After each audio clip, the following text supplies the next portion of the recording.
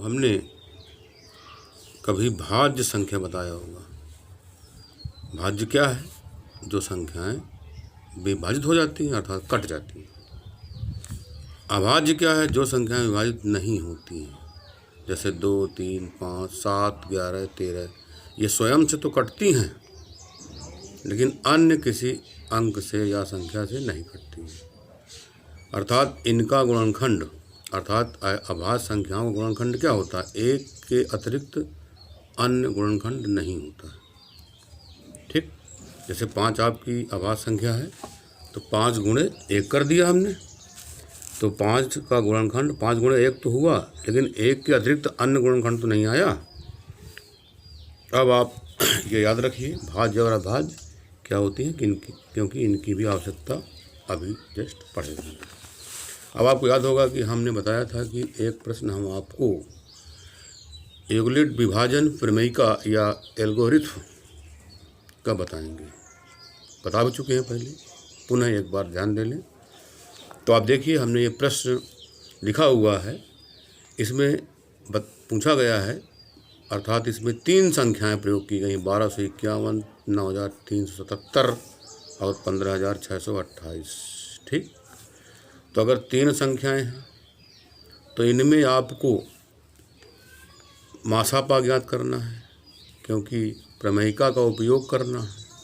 अब प्रक्रिया आप जानते हैं, एल्गोरिथम विभाजन एल्गोरिथम, यूक्लिड की विभाजन एल्गोरिथम का प्रयोग करना है। तो कुल मिलाकर के इस प्रश्न को पढ़िए। इसमें लिखा हुआ है कि शेषफल 1, 2, 3 और 1, 2 और 3 प्राप्त हो। तो क्या करेंगे आप? इन तीनों संख्याओं में से देखिए, हमने 1, 2, 3 घटा दिया तो 1250 संख्या बची, 9375 बची, 15626 बची। अब इन तीनों संख्याओं का क्या निकालना है आपको? मासापा। और मासापा में किसका प्रयोग करना है आपको? किसका प्रयोग करना है? प्रमेयिका का। तो प्रमेयिका का प्रयोग करना आपको हमने बताया था, आपने ढंग से पढ़ा भी था, सीखा भी था। तो आप देखिए, 1250 और 9375 और एक संख्या है 15625। तो इनमें सबसे छोटी कौन है? 1250। तो 1250 छोटा है, 9375 बड़ा है। तो पहले इन दोनों संख्याओं में हम क्या लगाएंगे? यूक्लिड विभाजन प्रमेयिका का प्रयोग करेंगे ना। तो इसमें 9375 भाज्य हो गया, 1250 क्या है? भाजक है। जब आप 1250 का 9375 में भाग देंगे तो भागफल क्या आएगा? 7 और शेषफल 625। तो कुल मिलाकर के शेषफल 0 तो नहीं आया, 625 आया है। तो पुनः आप प्रमेयिका लगाएंगे। तो पुनः प्रमेयिका किस पर लगाएंगे? शेषफल पर और भाजक पर। भाजक इस पर 1250 है और शेषफल 625 है। तो 1250 और 625 पर प्रमेयिका प्रयोग करने पर तो 1250 बराबर 625 का जब भाग दोगे 1250 में तो 2 बार जाएगा, अर्थात भागफल 2 आएगा। तो 625 गुणे 2 अधन 0। आप देख रहे हैं कि इसमें शेषफल क्या आ गया? 0 प्राप्त हो गया। तो आप हमारी बात समझ रहे होंगे कि 0 आ गया शेषफल। तो जो भाजक है 625, यही 1250 और 9375 का मासापा होगा। अब एक अगली संख्या और है 15625। तो 15625 लेंगे और जो सबसे छोटी संख्या थी 1250, तो 1250 और 15625 पर प्रमेयिका प्रयोग करेंगे। तो 15625 में जब 1250 का आप भाग देंगे तो कितनी बार जाएगा? 12 बार जाएगा। आप भाग देके देख लीजिए और शेषफल कितना आएगा? 625। तो कुल मिलाकर के आपने देखा कि शेषफल 625 आया, 0 तो शेषफल नहीं आया।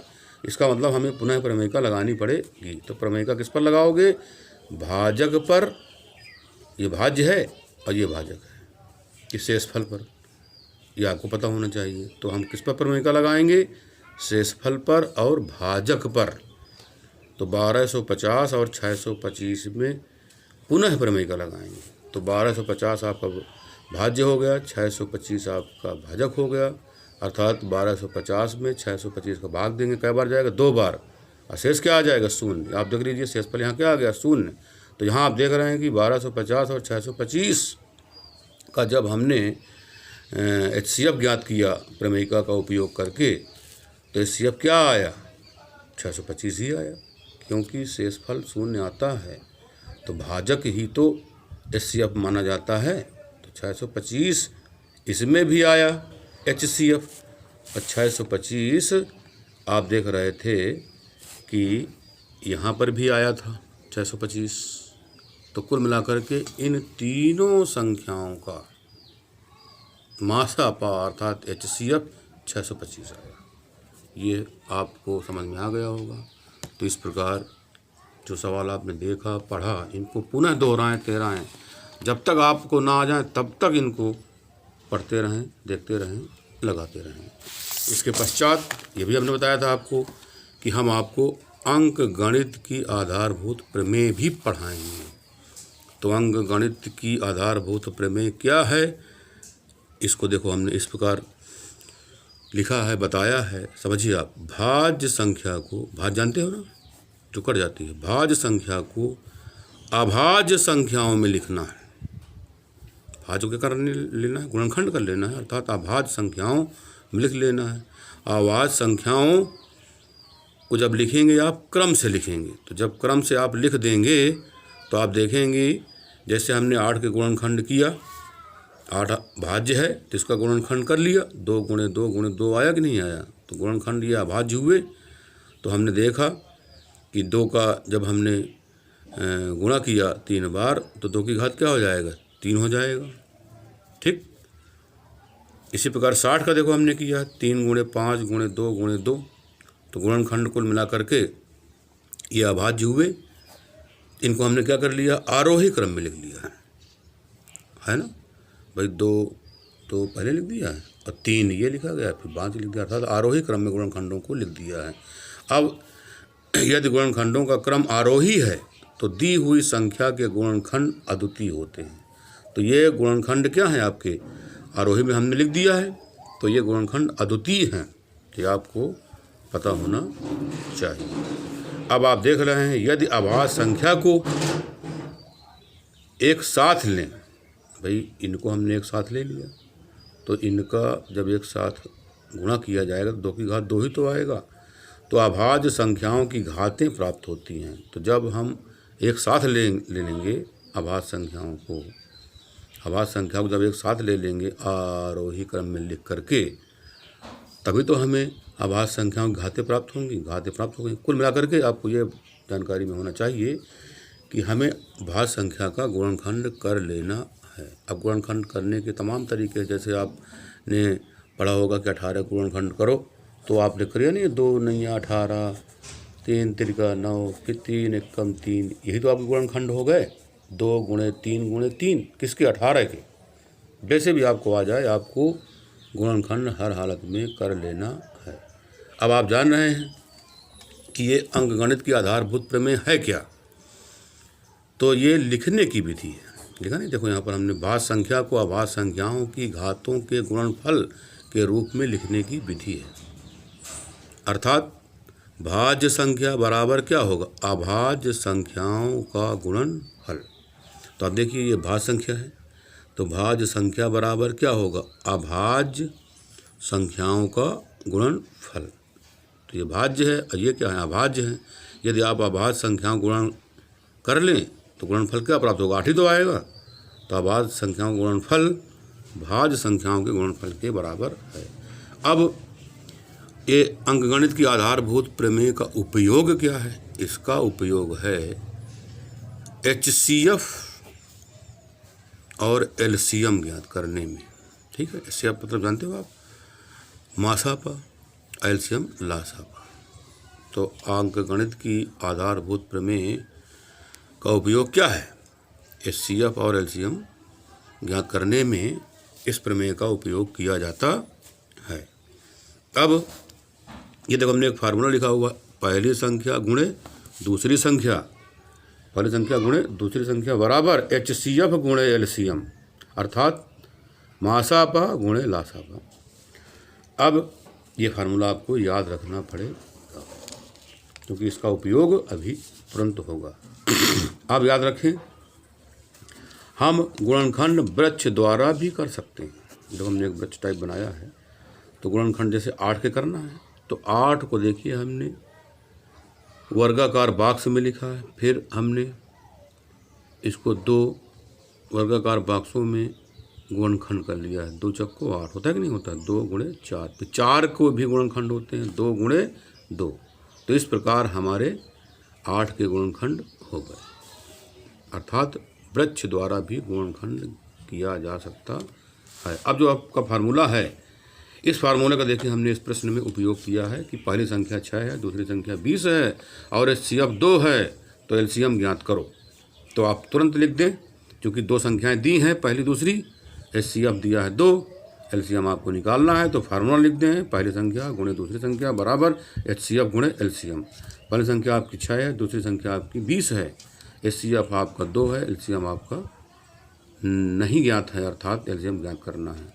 तो 6 गुणे 20 बराबर 2 गुणे LCM।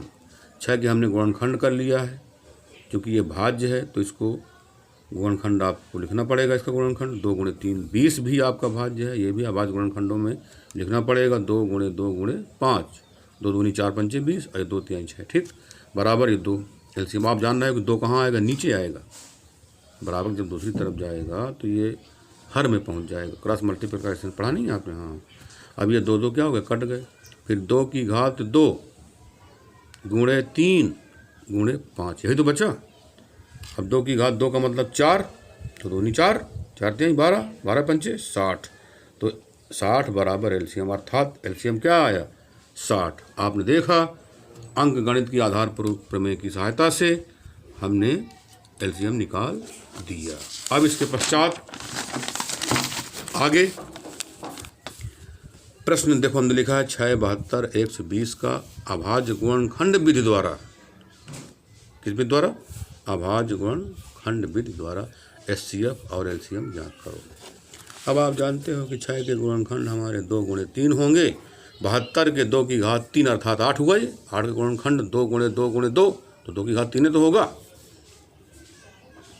और 9 8 हुआ, ये 8 9 72, ये 9 है, 3 का वर्ग अर्थात 3 3 का 9, तो 9 8 72, अर्थात 72 के गुणनखंड हो गए 2 गुणे 3 गुणे, नहीं 72 के गुणनखंड 2 की घात 3 गुणे 3 की घात 2, तो कुल मिलाकर के ये आपका 8 है, ये आपका 9 है, 8 9 72। इसी प्रकार 120 के गुणनखंड कर लिया, 2 की घात 3 अर्थात 8, 8 3 24, 24 पंचे 120। तो आपने देखा कि प्रत्येक भाज्य के हमने अभाज्य गुणनखंड कर लिया है। अब आप जानते हैं कि हमको HCF निकालना है, तो प्रत्येक अभाज्य गुणनखंड में जो सबसे छोटी घात है वही लिखा जाएगा। तो आप देखिए, ये ध्यान रखना, प्रत्येक अभाज्य गुणनखंड में, है ना, भाज्य आपका एक ये है, एक ये है, एक ये, 3 है भाज्य। अब तीनों के हमने अभाज्य गुणनखंड कर लिया, प्रत्येक में देखना है। तो 2 की घात 1 इसमें है, 2 की घात 3 इसमें है, 2 की घात 3 इसमें है, तो कुल मिलाकर के छोटी घात लेना है, तो क्या लेंगे, 2 की घात 1 लेंगे। इसमें भी यही कार्य करना है, 3 की घात 1, 3 की घात 2, 3 की घात 1, तो हम 3 की घात 1 ही लेंगे। तो कुल मिलाकर के 2 की घात 1 का मतलब 2, 3 की घात 1 का मतलब 3, 2 3 6, तो कुल मिलाकर के HCF क्या आ गया, 6, 2 3 6। अब HCF ने आपने देखा छोटी घात लिया था, लेकिन LCM में आपको बड़ी घात देना पड़ेगा। अब आप बताइए, इसमें सबसे बड़ी घात कौन है, 2 की घात 3, तो 2 की घात 3 हमने ले लिया। अब आप बताइए, इसमें सबसे बड़ी घात कौन है, 3 की घात 2, तो 3 की घात 2 ले लिया। एक आपका ये है 5 भी तो है 5, इसकी घात क्या है 1, तो 5 की घात 1 भी आपको लेना पड़ेगा। अब आप जानते हो 2 की घात 3 का मतलब 8, 2 गुणे 2 गुणे 2, 3 की घात 2 का मतलब 3 3 का 9, और ये 5 हो गया, 8 9 72, 72 पंचे 360, कुल मिलाकर के इस प्रकार LCM 360 निकल आया। ठीक, अब एक प्रश्न देखिए, लिखा है निम्न गुणनखंड वृक्ष को पूर्ण करो और x y z के मान निकालो। तो आप देखिए, x के जब हम फैक्टर करेंगे या भाज्य गुणनखंड करेंगे तो क्या आया, 2 गुणे y, ना करके x के जब हम गुणनखंड किया तो 2 गुणे y प्राप्त किया। इसका मतलब ये आपका अभाज्य, ये भाज्य है अभी, तो इसको फिर फैक्टर में लिखेंगे। 3 गुणे ये आ गया 1855। 1855 के फिर गुणनखंड किया हमने 5 गुणे 371, और 371 के फिर गुणनखंड किया 7 गुणे जेड। तो आप खुद समझ रहे हैं कि हम जब ये वृक्ष देख रहे हैं तो इसमें पाया कि 371 के ये गुणनखंड हैं, तो हमने देखो लिख दिया 371, और गुणनखंड क्या लिखा है 7 गुणे जेड। आप जानते हो कि भाज्य है और ये क्या है अभाज्य है, ठीक है, यही तो मान के चलेंगे, क्योंकि भाज्य बराबर अभाज्य गुणनखंडों का गुणा। अब आप जान रहे हो कि इसमें जेड बराबर 7 आएगा नीचे, 7 का भाग दे दोगे 371 में तो आया 53, तो कुल मिलाकर के जेड का मान आ गया कि नहीं आ गया। इसी प्रकार यहाँ पर वाई देखो, वाई के हमने गुणनखंड किया तो 3 गुणे 1855, तो इसका मतलब 3 गुणे 1855 बराबर वाई। ये देखो लिखा है वाई बराबर 3 गुणे 1855, गुणा कर लो तो 5565, ये भी आ गया। अब यक्स के हमने गुणनखंड किया है तो 2 गुणे वाई आया है, तो 2 गुणे वाई बराबर यक्स, अर्थात यक्स बराबर 2 गुणे वाई, 2 लिख दिया, वाई का मान 5565, और वाई का मान लिख दो आप, क्योंकि वाई का मान आप ये निकाल चुके हो, तो 11130। कुल मिलाकर के एक्स वाई जेड, एक्स का मान 11130, वाई का मान 5565, जेड का मान 53 आ गया। कुल मिलाकर के ये वृक्ष द्वारा भी आप गुणनखंड कर सकते हो। अब आपको क्वेश्चन करना है, ये प्रश्न करने हैं, लिखने हैं घर में अपने। ये देखो लिखा है 12, 15, 21 का एचसीएफ और एलसीएम ज्ञात करो। दूसरा सवाल है एचसीएफ 9 है, एलसीएम 90 है, और पहली संख्या 10 है तो दूसरी संख्या ज्ञात करो। दी गई आकृति में एक्स और वाई के मान ज्ञात करो। कर लोगे ना इसको, ठीक। फिर एक सवाल हमने देखो ये लिखा हुआ है, इसको आप ठीक से पढ़ लें। इसमें एक 18 मिनट लिखा है, एक 12 मिनट लिखा है। यदि आप दोनों का एलसीएम निकाल लें, यही आपका उत्तर होगा। धन्यवाद।